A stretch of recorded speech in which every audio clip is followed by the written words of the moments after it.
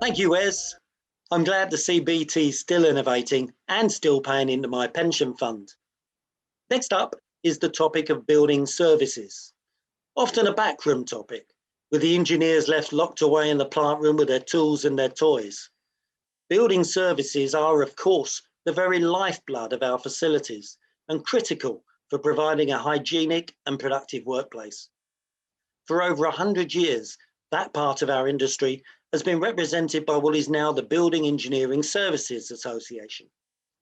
Our speaker is their head of technical services, who was recognised with an award last year by the cooling industry for his outstanding contribution to the pandemic response.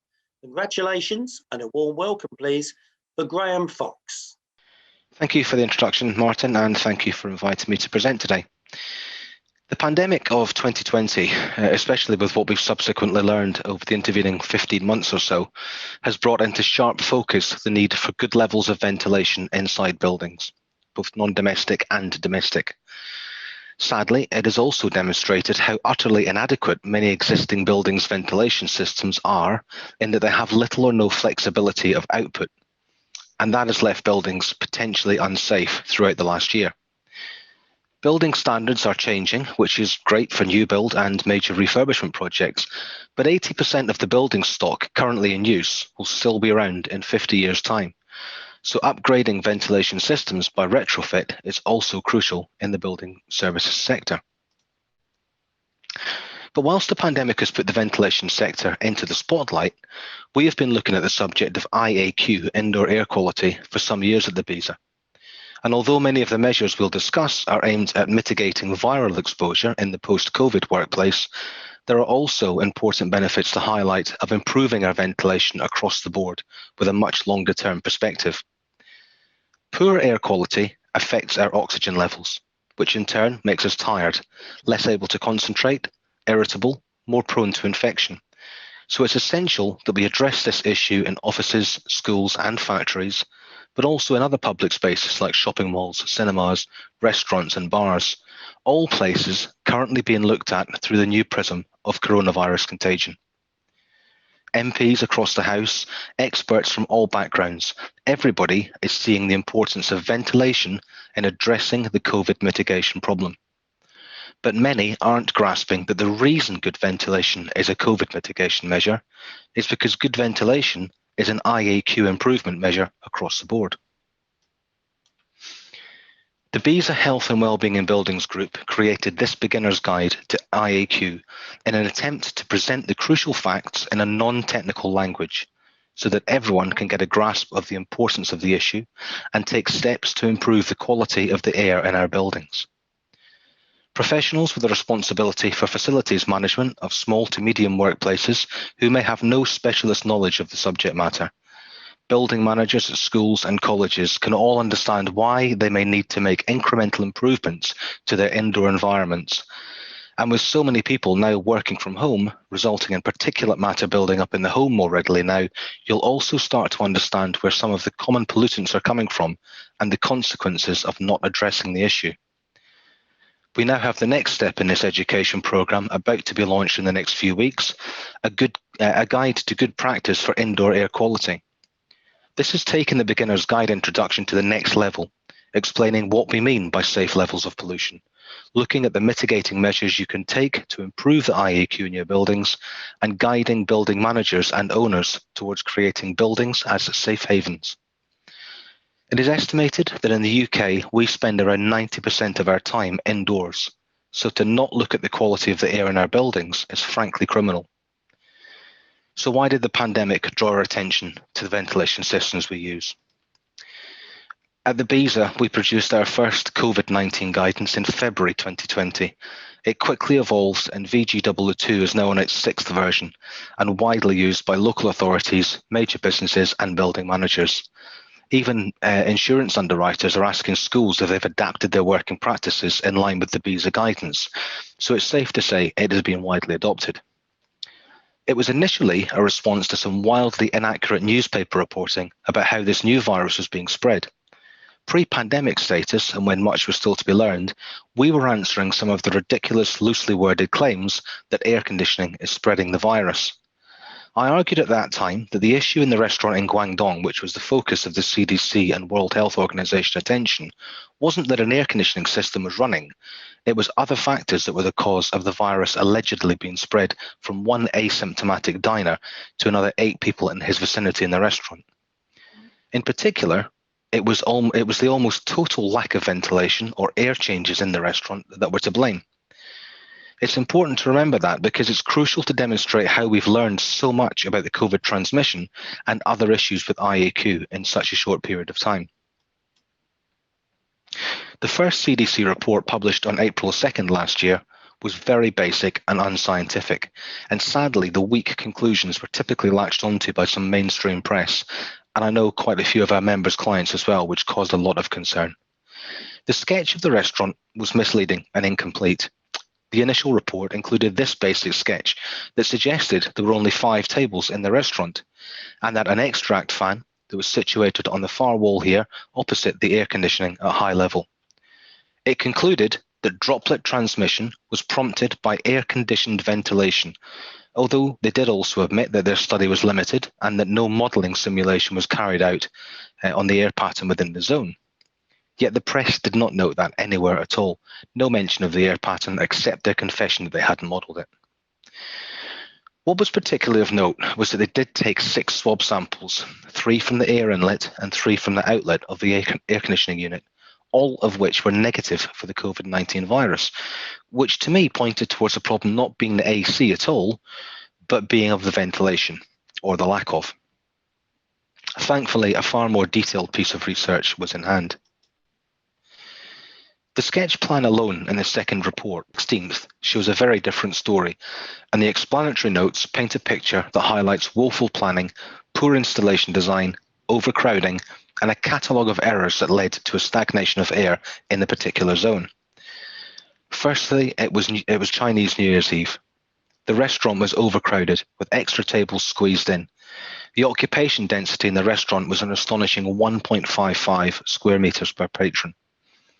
Secondly, the only fresh air was through infiltration made possible by a small toilet extract fan creating a negative pressure. You can see the toilet at the bottom of the image there. But that was only creating a fresh air supply of 1.04 litres per second per person in the non-infected area and as low as 0.75 litres per second per person in the infected zone. And that's against normal design conditions of around 8 to 10 litres per second per person, remember. None of the waiting staff or any of the other diners were infected by patient A1, other than the 4 fellow diners at his table, 3 from table B and 2 from table C. This was out of a total of 68 patrons in the restaurant at that time, none of whom contracted coronavirus. It is suspected, due to the timings of becoming symptomatic, that of the 9 people infected as a result of patient A being there, only 5 became infected at this lunchtime session due to direct exposure to airborne exhaled droplets. Even the first report conceded this may have been one direct transmission and subsequent infections were from family member to member within groups B and C. Note the location of the other AC units in this restaurant. There are 3 more in a line below the one that the first report was talking about, and another one above table 9 at the bottom of the screen. Now, the flow from air conditioning unit 5 here actually disrupts the airflow from the air conditioning units 2, 3, and 4, which blow across the restaurant. And that's really important when you look at the modelling of the airflow. The simulated modelling of the airflow here highlights this. Where the other units had disrupted airflows, AC1 simply blows across the 3 tables, which drops down naturally when it hits the wall at the far end and then recirculates back up, creating a vortex here at the end of the room, which is essentially stagnant air with no dilution with fresh air. So exhaled infected droplets from patient A1, instead of being drawn safely away by properly installed and operational ventilation, were left hanging longer in the air and then blown by the velocity of the AC air supply across table B and then circulated back towards the AC unit crossing over table C. So as I said, a catalogue of errors. bad design of the room systems with a lack of fresh air supply, poor maintenance with virtually no extraction working, overcrowding by packing tables in to maximize profits on Chinese New Year's Eve. It was an accident waiting to happen, to be honest. And any illness at all, regardless of the COVID-19 outbreak, would have probably been propagated in this situation, including common flu or colds. This scenario here, a typical public space, it's a bar that they've used here. This was depicted in an article in El País on 28th of October last year. But it's equally applicable in terms of the science to any zone where multiple people come and go. It can be shown to expose a high number of fellow patrons if an infected person is present, if no mitigating measures are taken.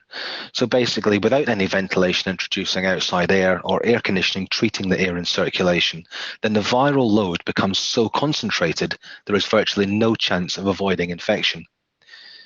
Now, the exposure may be low and the risk of being seriously ill may be low from this level of exposure.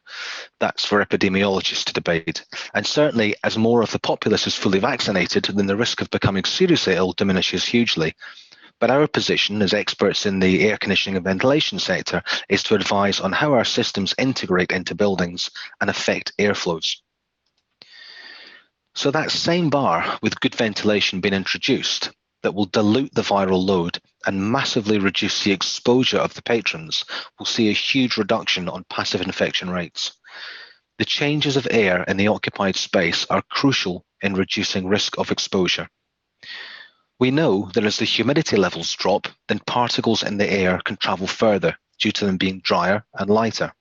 So it is also crucial to consider humidity levels, airflows, discharge grill locations, and the location of people in the occupied space in relation to the discharge or return grills. The low humidity situation, by the way, is also why the problems are exacerbated during the winter months when the humidity levels in the UK are considerably lower. The website www.40to60rh.com explains the golden band between 40 and 60% relative humidity, where the human body's ability to fend off viral attack through the respiratory tract is hugely improved, and why, when our winter relative humidity drops to around 25% at times, the rate of infection of viruses such as colds and flu is incrementally increased, resulting in hospitalizations and death every year from flu. We've all been aware of the rapid spread of colds in offices over the years, and now we have a better understanding of why that happens, and more importantly, what we can do to avoid it. So how are we applying this knowledge at the BESA longer term? Well, we've recently installed IAQ monitors in our offices in London and Penrith to ensure that our staff are safe by maintaining good ventilation levels and keeping that crucial CO2 level down. It's the most basic measurement for good IAQ because if the CO2 levels are staying at a suitable level, then it demonstrates that the air changes are adequate for the occupation levels in the building. This screenshot was a snapshot taken last week around 11:30 a.m. and we can see the levels are okay at the moment. We do see the CO2 levels rising through the day with occupation in the office, but after monitoring for several weeks, it hasn't risen to anywhere we would be concerned. To be honest, I expected to see worse results than this in our London office because it's very close to the always busy East Smithfield artery into central London. But the results have shown that the carbon filters we installed in our AHUs are doing their job effectively. The Penrith office is a different beast altogether, however, and we had some surprising results there. This is a plan drawing of our offices in Amont Bridge on the outskirts of Penrith. It's basically an old mansion house that has been adapted for commercial use and extended on over the years to accommodate the different branches of the BESA Group's admin staff. Now, I've long been aware of the lack of proper ventilation in there, but it is right beside the A6, and there are frequently tractors or lorries sitting idling their engines at the traffic lights right outside our building, which runs along the very top of the image as we see it. That's where the A6 is, right beside that building. So no windows opening there, obviously. And as we started to look at the return to working in the office last year, I started looking at our options with how we can overcome this issue. We've installed local air cleaners around the building, which has massively helped in keeping the IAQ low in volatile organic compounds and particulate matter while we open up those windows. But we actually discovered a much bigger issue in the office as it transpired. Whereas a closer look at one of the units in the London office demonstrated a healthy indoor environmental quality with consistently low CO2 levels and sufficiently low levels of VOCs and PM, the issue that jumped out at us from Penrith was the very high levels of radon being recorded throughout the building. This screenshot actually shows one of the meeting rooms on the ground floor over a 48-hour period from Friday into the weekend, where the windows have all been closed up for security and the radon level goes through the roof from the Friday night into the weekend. In short, the ionising radiations regulations of 2017 state that annual average levels above 300 becquerels per square metre require employers to take action to restrict exposure to employees. We had average readings over a couple of weeks in excess of 2,000 becquerels in some rooms. Practical measures to reduce radon levels include the installation of a radon pump, which basically sits under the floor and effectively pumps the radon away from under the floor to dissipate outdoors, usually at a high level, or positive ventilation to enable air changes in the building. Looking at the local geography, we see that there is a significant belt of radon in the ground running right under our office. Across the UK, we see high bands of radon levels wherever there is mountainous volcanic rock.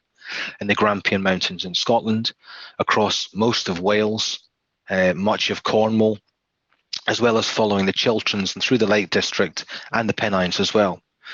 So with the known background levels, it is clear that this isn't a passing phase, but a long-term problem we have with the Penrith office. What it has allowed us to do in that office, of course, is demonstrate the importance of good ventilation, though. We can clearly see the effect that opening windows has had on bringing down the CO2 levels that build up during the day and into the evening, as it drops sharply when the windows are opened the next morning, as we can see on the bottom line there after 8 a.m. And we've seen exactly what happens to the radon levels with effective ventilation as well. This screenshot actually shows our small meeting room again over a week when the window was inadvertently left open over the bank holiday weekend. I wouldn't recommend this method for security reasons. Luckily, the office is in a small village with very little crime. However, what it demonstrated was that with extended ventilation, the radon level is brought fully under control. And you can see from the graph, it came down from a very high level of about 2,500 at the start of that week, and through that weekend, it was down to 28 becquerels. So our next step is to install permanent ventilation, which we'll no doubt be leaving running 24/7 to ensure the radon is kept at a sufficiently low level to keep our staff working in a safe environment.